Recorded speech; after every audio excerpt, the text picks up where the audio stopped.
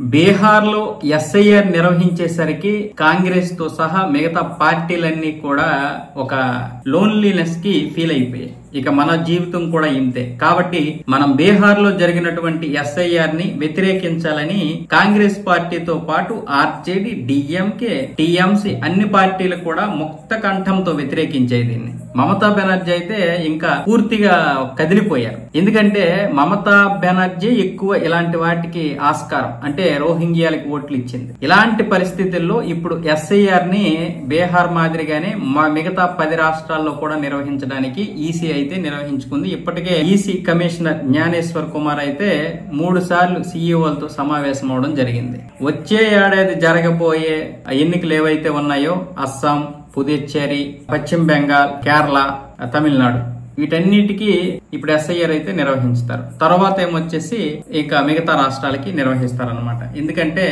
ఇక్కడ బంగ్లాదేశ్, మయన్మార్ కి చెందినటువంటి ఓటర్లు చాలా ఎక్కువ మంది ఉన్నారు. దాని మీదే ఈసీ దృష్టి పెట్టింది. ఇప్పుడు దీని గురించే ఇప్పుడు మమతా బెనర్జీ తన కోసాలు కదిలిపోతాయని భయపడిపోయి ఇప్పటి నుంచే వ్యతిరేకిస్తుంది. నేను ఈసీని ఇక్కడ అడుగు పెట్టనివ్వనని. ఆవిడెవరు అడుగు పెట్టనివ్వకుండా? అదేమైనా బంగ్లాదేశ్, పాకిస్తాన్? బంగ్లాదేశ్ లో కలిపేద్దామని, సపరేట్ గా ఒక దేశంగా చేసేద్దామని చూస్తుంది. కానీ అది కుదరదు. ఇక ఆవిడ ఆట కట్టు.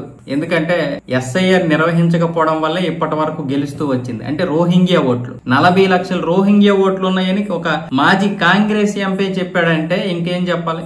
మన రాహుల్ గాంధీకి పచ్చి వెలక్కై పడినట్లు అయిపోయింది. నోరు మెదపలేదు అసలు కాంగ్రెస్ ఎంపీ అలా మాట్లాడేసరికి. అక్కడ ఎందుకంటే అతను మాజీ ఏమీ చేయలేడు. మాజీ కాంగ్రెస్ ఎంపీ కాదు, అంటే ఆయన కాంగ్రెస్ నేతే కానీ మాజీ ఎంపీ. కర్ణాటకలోనేమొచ్చేసి రాజన్న, ఇది ఇంతకు ముందు మన హయాంలోనే కదా ఇలాంటివన్నీ జరిగాయి, ఈ ఓట్ల ప్రక్షాళన అంతా మనమే కదా చెయ్యాలి, దీనికి మనం కూడా బాధ్యతలం కదంటే ఆయన మంత్రి పదవి పీకేశారు.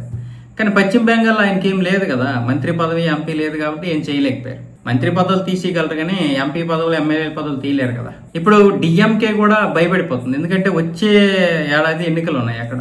ఇప్పటికే అక్కడ ఎన్నికల ప్రచారం మొదలైపోయింది. ఇలాంటి పరిస్థితుల్లో ఇప్పుడు డిఎంకే కూడా ఒక 6 లక్షల ఓట్లు ఉన్నట్లుగా అక్కడ తెలుస్తుంది, దొంగ ఓట్లు. ఆ ఓట్లన్నీ తీసేస్తారు. ఇప్పుడు ఈ రోహింగ్యా, ఈ మయన్మార్ రోహింగ్యాలే కాకుండా, పాకిస్తాన్ వాళ్ళే కాకుండా చనిపోయినటువంటి వారి ఓట్లు ఉన్నాయి, 1 కంటే ఎక్కువ ఉన్నటువంటి వారి ఓట్లు ఉన్నాయి, స్థానచలనం చెందినటువంటి వారి ఓట్లు ఉన్నాయి. వీటన్నింటినీ తీసేస్తే మళ్ళీ డిఎంకేకి ఆ దొంగ ఓట్లతో గెలవలేరు. కాకపోతే బీజేపీ ఇప్పుడు దొంగ ఓట్లతో గెలుస్తుందని చెప్తారు.